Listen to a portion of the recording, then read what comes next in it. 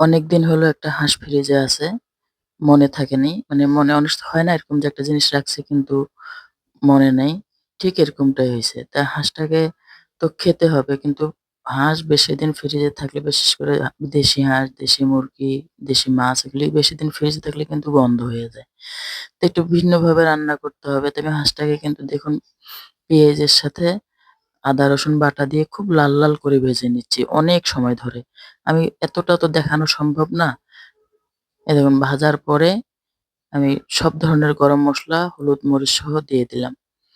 দিয়ে আমি এখানে আরো কষাচ্ছি। মানে মসলাটা দেওয়ার পরে আরো কষাচ্ছি। এই কষায় কিন্তু এখন একটু গরম পানি দিয়ে দিলাম। এই গরম পানিটা দিয়েও কিন্তু হাঁসটাকে আবারও কষাচ্ছি।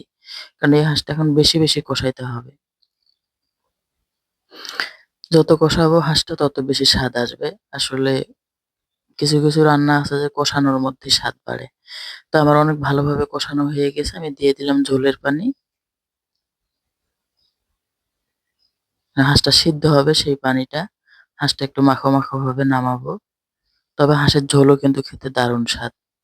তো আমার হাঁসটা রান্না হয়ে গেছে। আমি কাঁচামরিচ আর একটু মসলা, গরম মসলার গুঁড়া আরকি, জিরা, ছোট এলাচ টেলে গুঁড়া করে নিছি। এটা ছিটিয়ে দিয়ে আমি এখন দমে রেখে দিব। পারফেক্ট একটা রান্না হয়ে গেল। সুস্বাদু।